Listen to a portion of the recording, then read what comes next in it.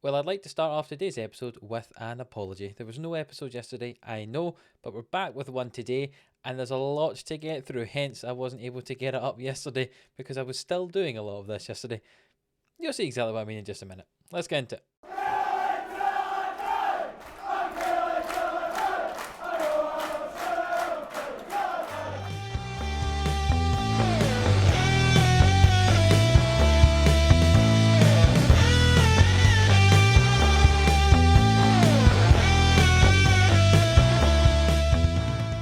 Hello and welcome into 11am Sports, here for the Killie boys on Football Manager 21.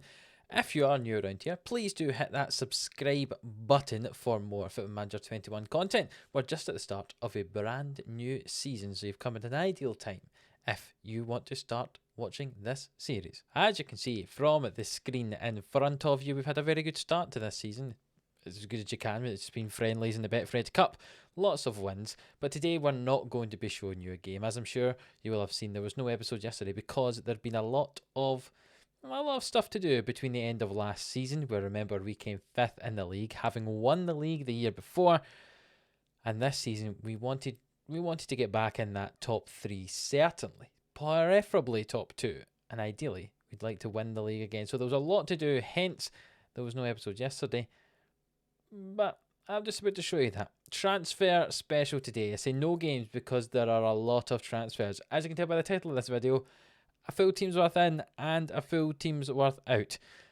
And let's start with the outs. So I'm sure you will remember the young goalkeeper who came through our ranks at the end of last season, played the last game of the season, Ryan Morris.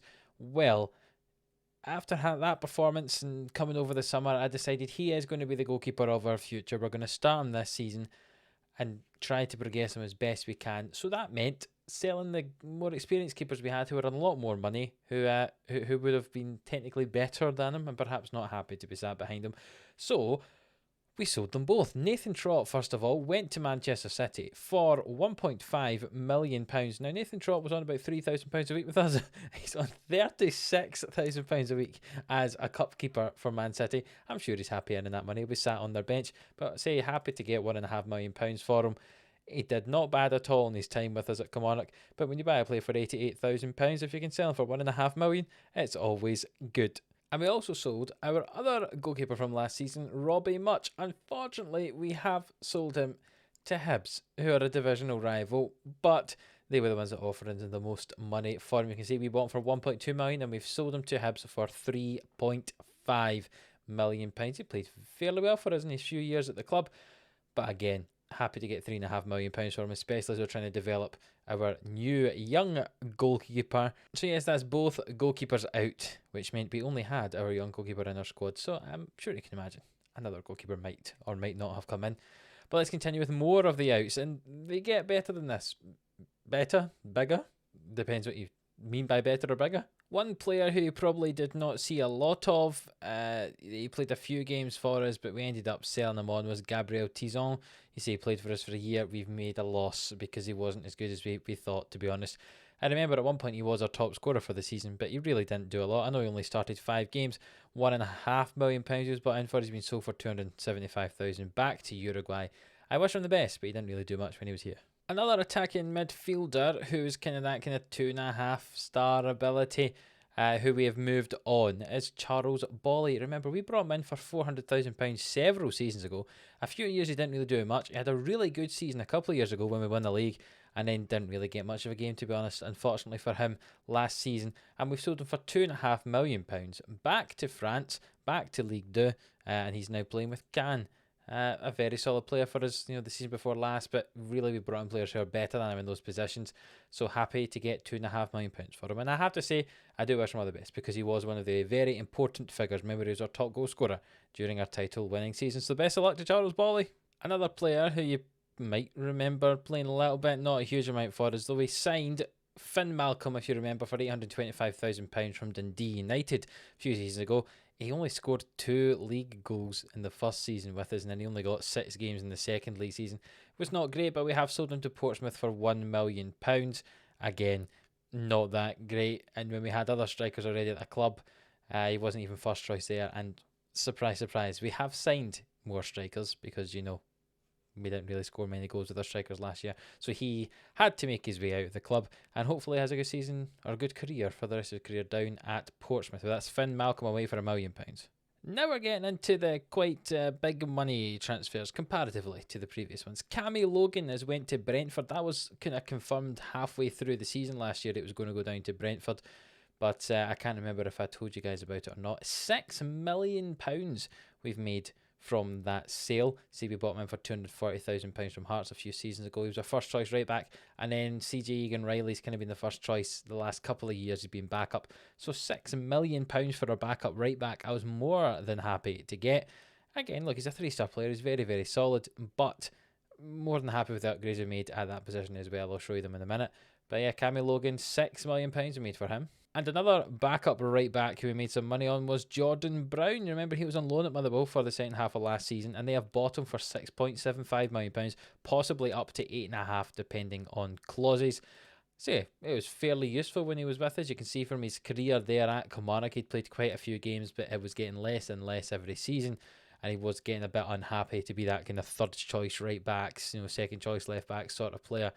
So he's moved on to Motherwell. Hopefully he doesn't do too well against us. He does, for him, I hope he does all right, but not when he plays against us.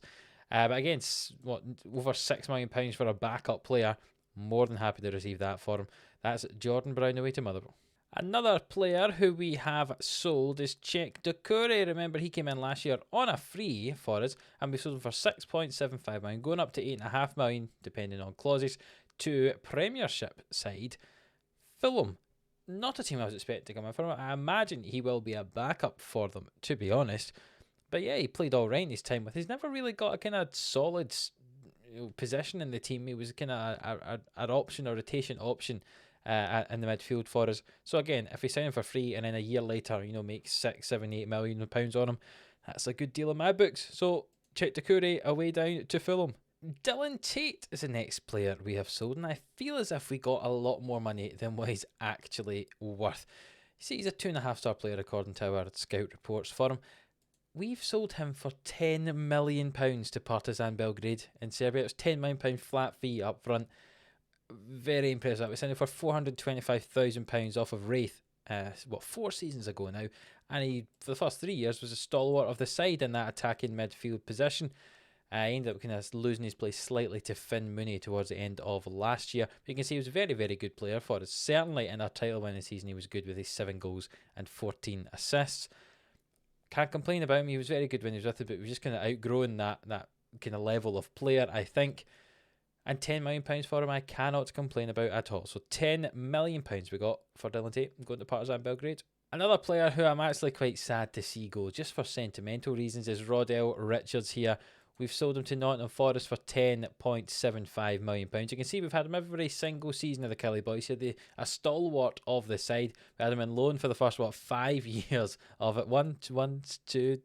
4 years. First 4 years I had him in on loan. And then we signed him on a free after that. And we played, again, for most of the games until Bonilla came in last year. And he kind of unfortunately lost his place in that right attacking midfield role. Again, not as good as some of the other players in the squads, kind of just slightly dropping below that level. And the fact we've managed to get £10 million for him is amazing. I know he's worth more, says, but that's because he's playing in England, and English players in England always end up being worth more. But say, very happy to get £10 million for Rodell Richards, a kind of backup right attacking midfielder and striker. I wish him all the best. Hopefully he might come back later in his career. You never know. But that's another £10 million into the bank, and there's just one more to go, and some people who are eagle-eyed from last season might already have guessed who this is.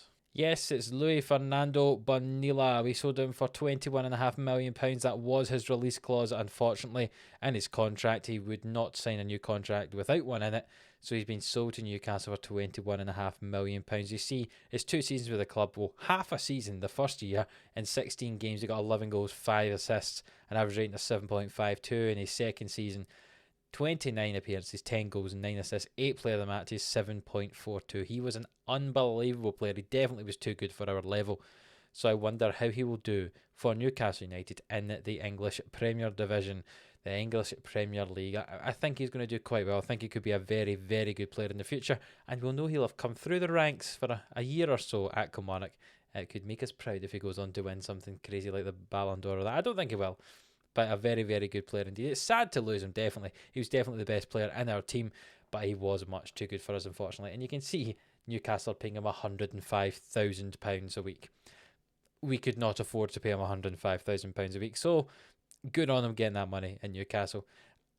And as you can see, all those sailings, that's not how you say words, all those sales left us with quite a few holes, which we had to fill with the new faces.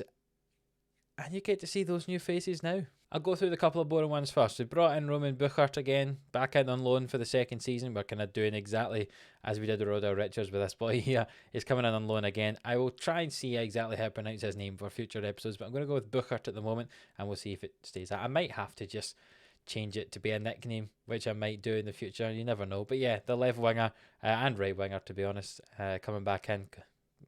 Again, was fairly solid for us last year. You can see he played 20 games, 3 goals, 3 assists, 6.7. No one played particularly well last year for us. So hopefully he can play a little bit better for us this year. And another boring one is Andre Woods coming in. He's not quite as good as possibly we would have liked, but we had him on loan for several seasons from Everton. You see, last year we had him on loan, but he didn't play a game. He played one cup and 1 continental substitute appearance. We never played in the league at all for us last year, but we still brought him in a free transfer with the thoughts possibly selling him and making some money off him or loaning him out somewhere. But yeah, he'd been a good member of the squad for several years. I remember right back at the start when he came, he was a partner alongside Jens Kastrup in midfield. So yes, 2 boring ones out of the way. Let's get to the exciting new signings. So we'll start with the 2 that the new chairman made without asking me if we wanted the player or not. The first one is Florent da Silva here, the French midfielder, probably going to be playing at attacking midfield for us most of the time. He was signed for £3.8 million from Amiens in Ligue 2, which we seem to have a lot of transfer business with those in League 2. You can see he's recommended plays an advanced playmaker when he's playing at centre midfield, and is similar in attacking midfield, and that's probably, I say, where he's going to be. Might not be the starter, maybe compete the job at the attacking midfielder. He's got some nice statistics, nice well-rounded stats, I have to say, nice technique, nice passing. He looks like exactly that, a nice playmaking player. I'd be interested to see how he plays when he plays for us. And the second player who the board brought in without asking us was Lucas Miranda, and I must say I'm fairly impressed with this player. He's worth £4.3 million, which, well, I say worth. He was bought for 4.3. He says he's worth 5.5, but he's got some nice statistics there, I must say, as well, for a striker. He's got some nice physical stats, nice agility, nice pace in there as well. He's got nice mental statistics. First touch 16 is good, technique 16. His finishing could be a little bit better. It's just 10, but we'll see how he develops. I must say I do quite like the look of this player, and I think he could be very successful for us. Maybe filling that striker void we've had to have filled for the last couple of years because our strikers just aren't scoring goals. So let's move on to the players who I've brought in, and some of them are slightly less good than the ones the board brought in. The first one being Philippe Duran. We brought him in from Uruguay, from Penarol, £475,000 because he's basically a backup goalkeeper, a young backup goalkeeper, just to sit behind our young goalkeeper Morris, who's our new first choice. This gives some competition there. Again, didn't spend too much money on him. He's happy being a backup. That's Philippe Duran. That signing was made before we loaned in John De La Rocca here, who's another goalkeeper we brought in. We've now got 3 in the first team squad, the oldest being 20 years old, which is very, very youthful goalkeeping room. He's got some nice physical stats, good kick in there as well, some nice reflexes, aerial reach and stuff like that. He's 6'3". Again, goalkeeper, going to be a backup, in on loan from Hertha Berlin. You never know, we might end up using him in the cup and stuff like that. That's what he's been brought in to be, a cup goalkeeper. But hopefully we never have to use him because our young goalkeeper will be very, very good, and we won't have to use any of these backups. We have brought in a couple of South Americans at the back as well. The first one being Gerson Chara, who is a centre back. You can see he's got very good physical stats there, some nice acceleration and pace and agility and balance. Very brave at 17 there, nice leadership at 16. His marking and tackling is not too bad. His heading could be slightly better for a man who's 6'2", but hopefully he can train on that. We've brought him in. It's cost us £1.5 million from Junior in Colombia. Again, 3-star players, not too bad. He's currently rated as our second best centre back. I think he's going to be very, very good for us. Nice physical specimen at centre back, just what we want. Something, someone tough in there. And I'm looking forward to using him. Another South American defender is the Peruvian Piero Magallanes. I might have to give him a nickname because I don't know if Magallanes is going to be something I can say. You can see he's already ranked as a 4-star player with a 5-star potential. He's got very good physical stats there, and in terms of agility, stamina, he's going to bomb up that wing a lot, and he won't have to get taken off. Some good stuff like work rate being 15, bravery 17. His marking, tackling is good as well for a defender. A passing of 11. His dribbling and crossing could perhaps be slightly better, as we're looking for him to to be a complete wing back. But I like the start, to be honest. He is a star player, it says for us at the moment. The only issue is he does have a minimum fee release clause of £6 million in his contract because he wouldn't sign one without one, and it was limited the value by his agent, and he's already worth 2.7. So I can imagine he might be similar to a Bonilla where he goes very soon. But we're certainly going to use him in the meantime until he does go, and we'll try and sign him to a new contract that pushes that minimum fee release up. But yes, he's better than us, definitely. He's going to go somewhere further, but hopefully we can make some money on him and make use of him as a good player. In the meantime, that's Piero Magallanes. Moving into the midfield now, and Ludovic Blas.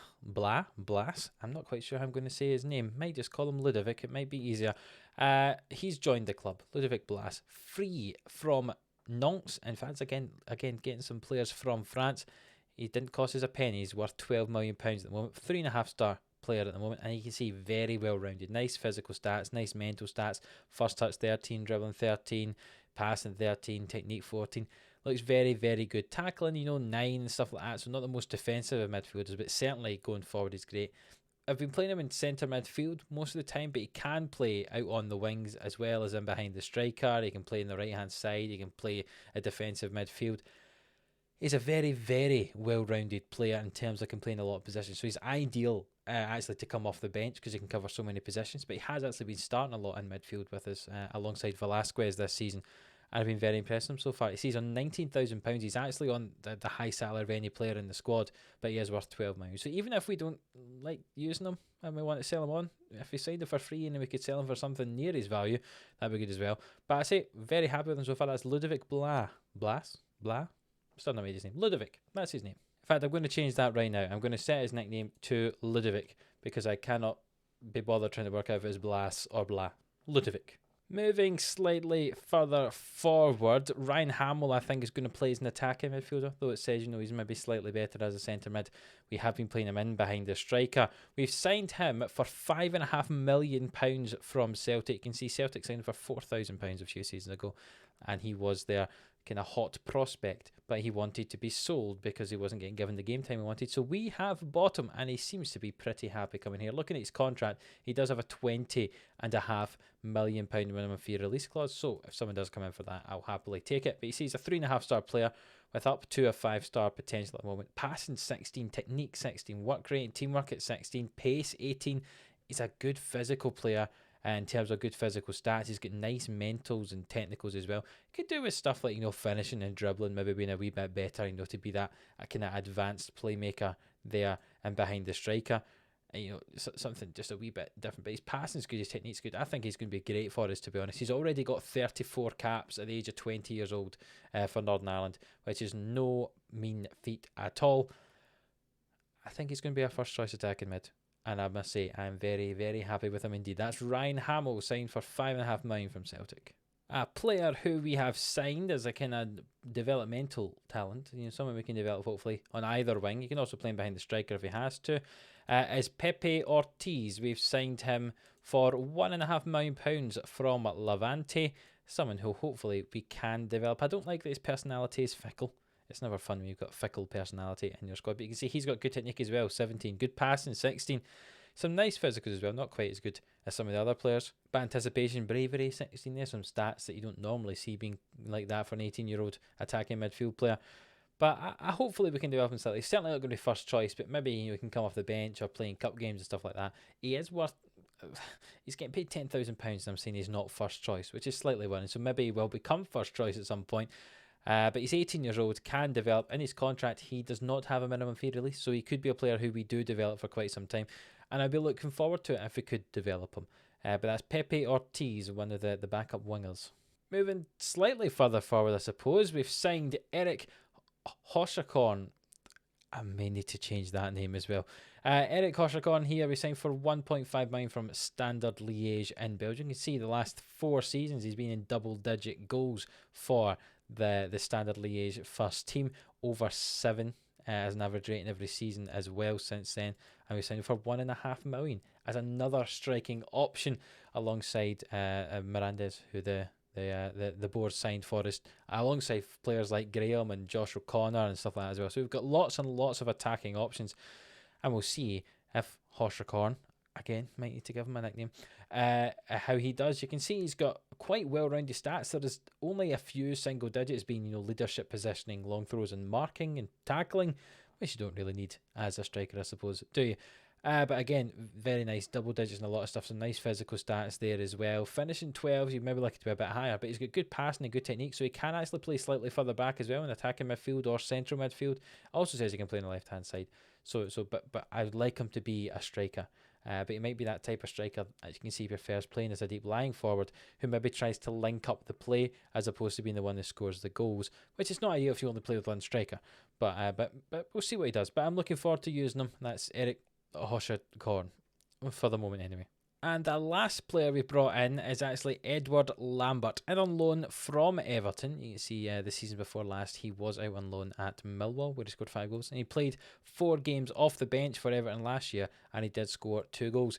He can play as a striker, or he can play just behind the striker or across any of the attacking midfield positions. So he's going to be an ideal person possibly to come off the bench for us, to sit on the bench to come off. He can cover any of those places. Dribbling, being 17, is very good. He's got some nice physical stats as well with his agility and his pace. He's got some good mentals in there as well. And say dribbling 17, free kicks are 15 as well, which is very important. We've kind of struggled with free kick takers slightly. I know that Lukic has been scoring a few, but it's always good to have some in there if you don't end up playing something like that all the time. After Dylan Tate kind of stepped down, we didn't really have a first choice free kick taker. But yeah, finishing's only 10, which is perhaps slightly low for someone who's a striker, but hopefully that can improve. And I'm looking forward to seeing how he plays. He played in one game I watched in the Betfred Cup, where he basically destroyed everybody with his pace, running down the line, cutting inside, etc. It was very, very exciting to see, I must say. So I'm looking forward to that. That's Edward Lambert. So all in all, if you look at the transfers here, we've also made a few other kind of young player signings in and out, which I've not shown you. We've only spent 2.9 million this transfer window and 25.5 we brought in, but there's also a little bit from last year where it's the end of last year at classes. These signings here are technically ones that we sold this season, but at classes as last year. It's very weird because the Scottish League changeover date is so early on. So there's another 3.5, 6. There's a good, the best part of 40 million. In fact, there is 45 million's worth of transfers, something like that, in there as well. And when the players we've signed there is maybe 17, something like that. So if you add them all together, we've probably spent about 20 million worth, and we've sold about 65 million's worth of players, which actually leaves the finances fairly healthy. We've got 52 million pounds in the bank now. At one point earlier on in the season, we were kind of down at 0, like we didn't have money in the bank. So we now got 52. So that's very, very good, very stable for the club, and hopefully the new owners are particularly happy with that. We're being very profitable. We are currently spending nearly £300,000 on wages, but they have increased the budget up to £500,000 because we brought in so much money. We do still have 19 million to spend, so there is still some time in the transfer window. We might bring some players in, but for the moment, that is what we are at. I'm just showing you the schedule again because the next episode, see, this one's been very long with all the transfers we brought in, so we're not going to play a game, but you will get to see the Euro Cup 2 League Path second qualifying round first leg and second leg against Sparanta Nisporini, who are a side, I am told, from Moldova. So we'll be playing against them and hopefully getting through that, and each episode hopefully will be a new qualifying round to get into this Europa League 2, which is, I think, again, I'm almost certain they're calling it the Conference League in real life, but I'm not quite sure what they're calling it. But yeah, so that will be the next episode against Sparanta Nisporeni. They're really making it hard for me with some names in this episode, not only of players, but also of teams. So I know that was a wee bit of a talky episode, but if you have enjoyed it, you like the ins and outs, see what changes we've made, see the signings we've brought in, and see how that might affect the team. I'm not going to show you the team yet. You can try and make one of your own. If you have enjoyed it, please do hit that thumbs up. It really does help out the channel if you like the video. It really does help me. Subscribe to the channel if you haven't already.